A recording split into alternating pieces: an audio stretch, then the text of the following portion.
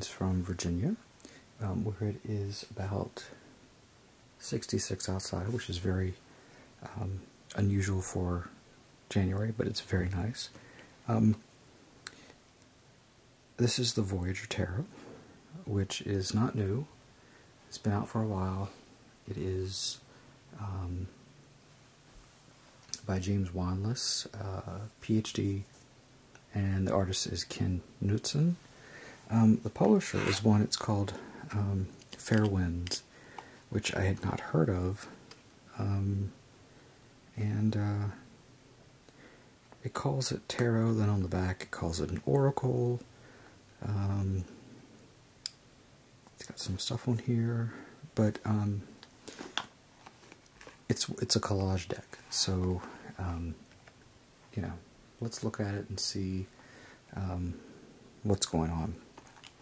So here's the box, the slide box, and then we get a booklet, a guidebook.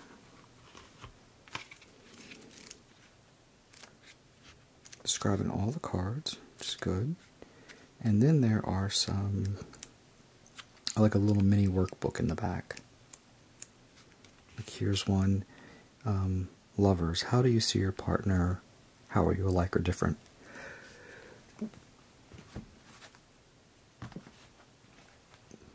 So the booklet is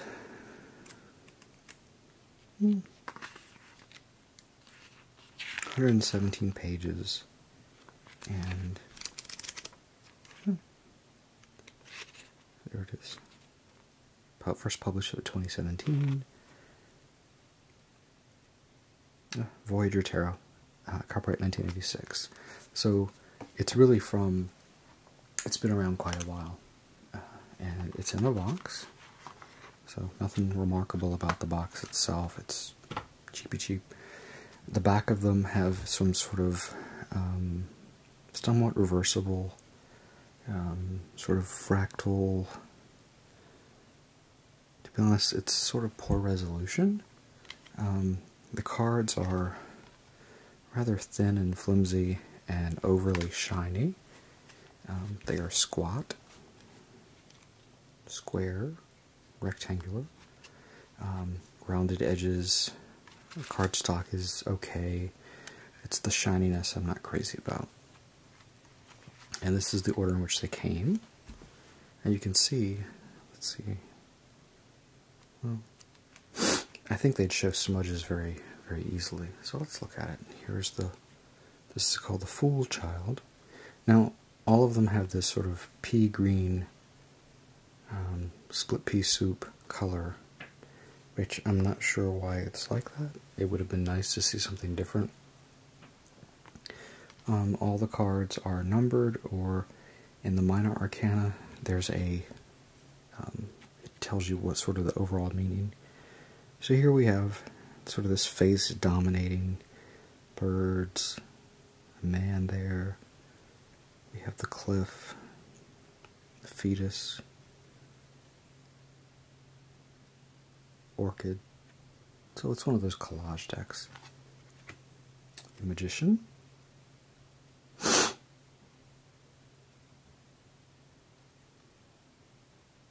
If you look closely, you can pretty much see all of the, well, it's one of those cards where you can look and keep looking and see lots of stuff. The Priestess. We have a dolphin, we have a owl, we have columns, a boat, the water, the Empress,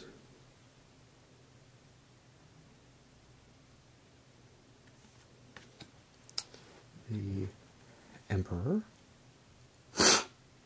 coins, money, the ram, eagle. That's the, that building is the Trans-American building in San Francisco. There's a whale, dirt, a seed, the Hierophant. We have a Buddha, a poppy,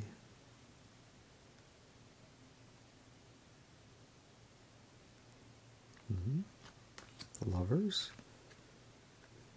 That looks like a sculpture by don't think it's Max Ernst, but it is a modern sculpture. Swan. I do recognize this. This paintwork is Rousseau.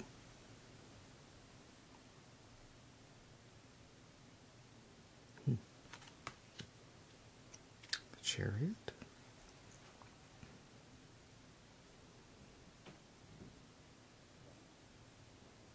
Here's the lunar rover. Chariot from Egypt. Balance.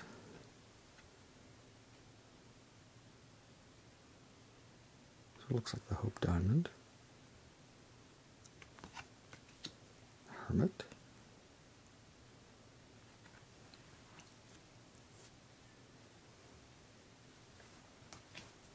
Fortune.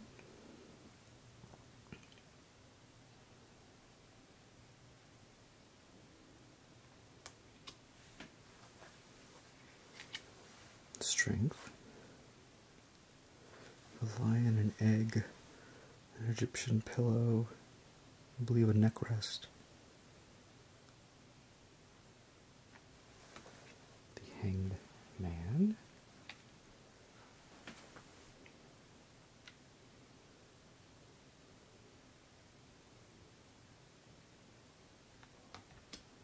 Death.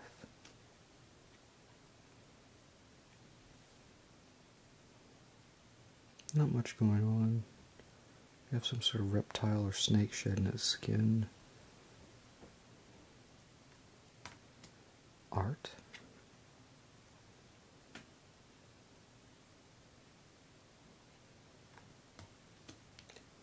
Devil's Play. Instead of the devil, we have Devil's Play.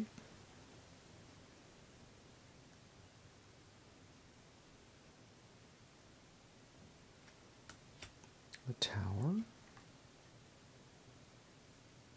This is a high rise.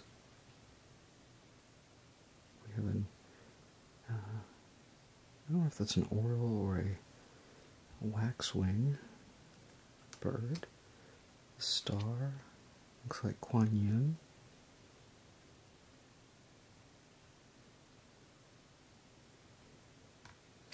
Moon. We have dolphins, the moon, birds, no towers, a wolf, another wolf. The sun, there's the mask of Tutankhamun, and then gold, fish, time, space.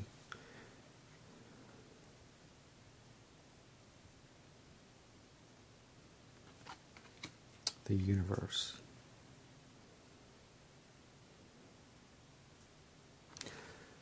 That was the major arcana. So this one, the crystals represent the swords, and there's the cups, and we have worlds, which are pentacles, and wands.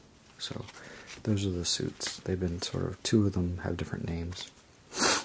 So let's look at them. So swords are first, and it does tell you the sort of some meaning up at the top. Ace of crystals.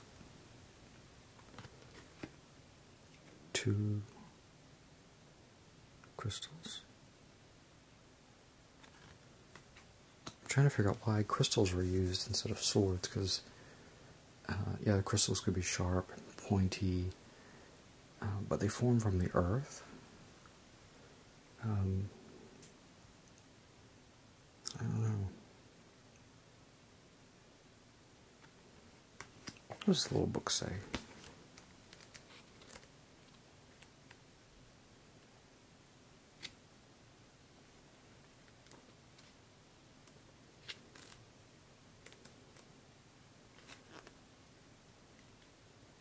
Minor Arcana.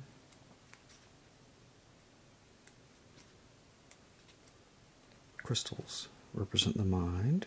Like the sword, the mind cuts through and penetrates, symbolic of insight and awareness. Your mental state is depicted by the crystal. Clear, sharp, multifaceted creative tool. The mind stores and transmits information. The mind puts light of intelligence into form. Thought is crystallized consciousness. Okay. Not traditional meaning, but logic.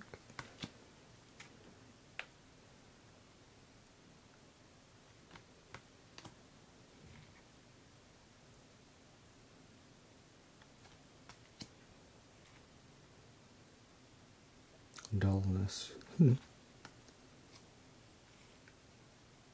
Synthesis.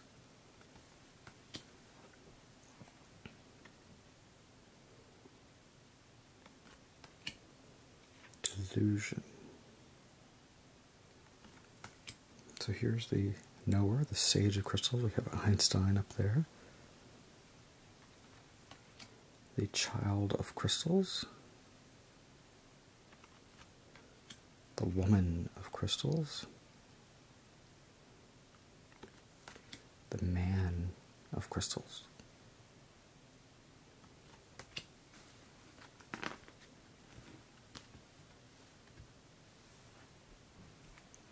Ace of Cups, which are represented by flowers, sort of, or maybe. No, there's some cups or jars of stuff. Some beta fish. 3 of Cups, love. 4 of Cups, anger.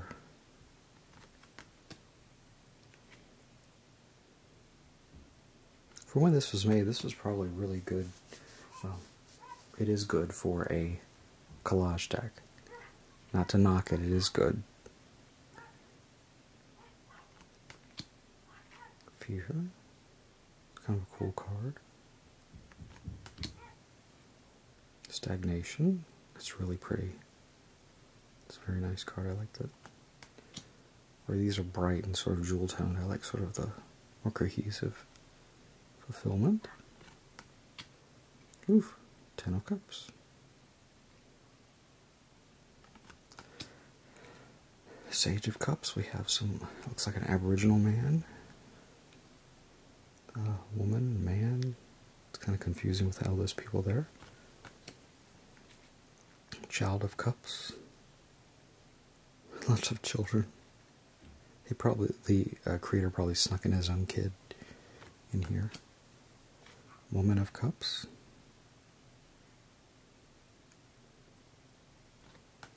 Man of Cups. So that was the cups. Worlds, which are the pentacles, the coins. This is the one that's used on the cover.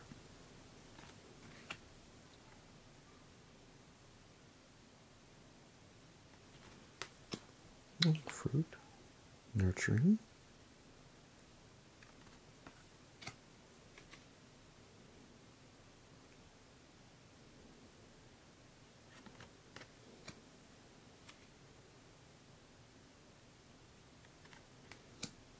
Synergy, that's cool. Breakthrough.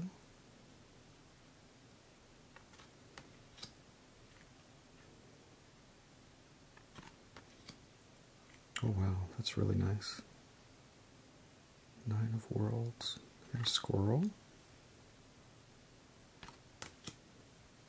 10 of Worlds.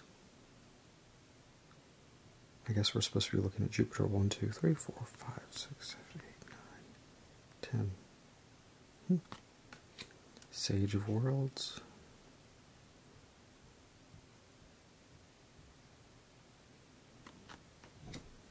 Child of Worlds.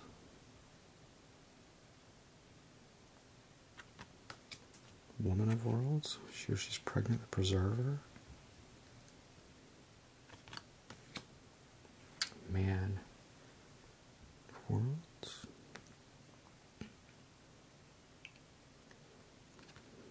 Moon Landing. Then we go into Wands. It's kind of a cool picture. Thermo imaging. 2 of Wands.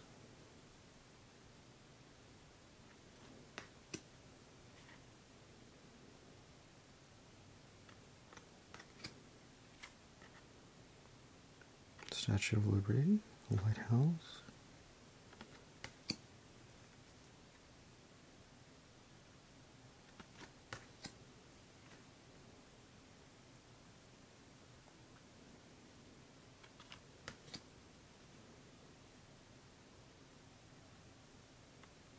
Got some Native American art from the Northwest up there.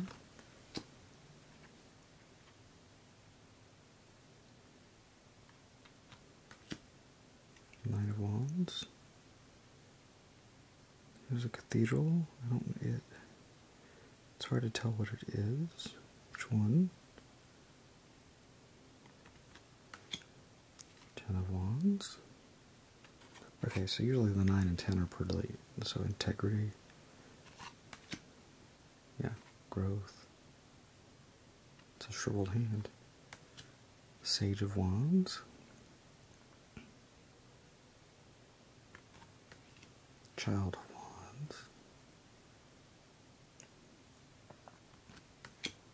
Woman of Wands, Man of Wands. That does not look like a man, but it's very Japanese. So that's the deck. I'm gonna put this back. Is it a usable deck? Yeah, I think it is. It's very usable, especially looking at the book. So let's. How am I going to rate this? Let's look at it.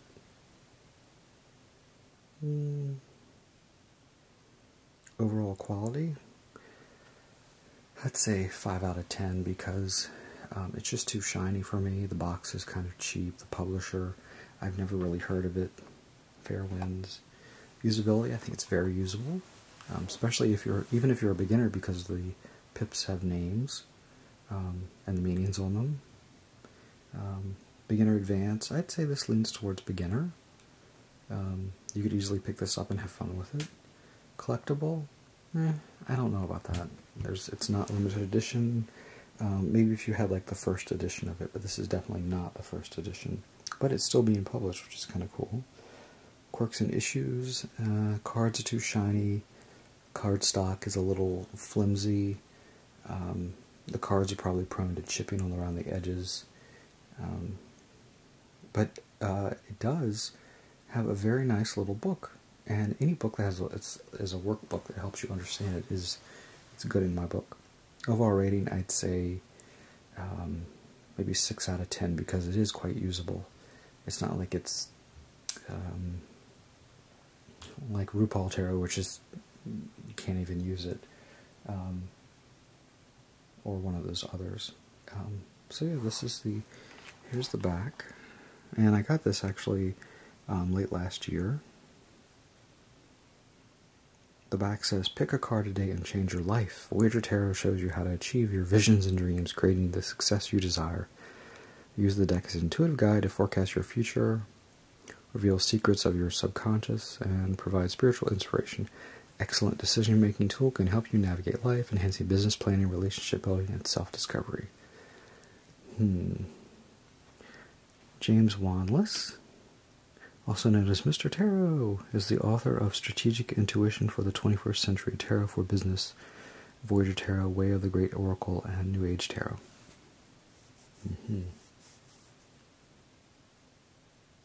Interesting. So yeah, that is the Voyager Tarot. Kind of cool. I think it may resonate with more people than it does with me. It's a good deck. But anyway, there you go. Thanks for watching.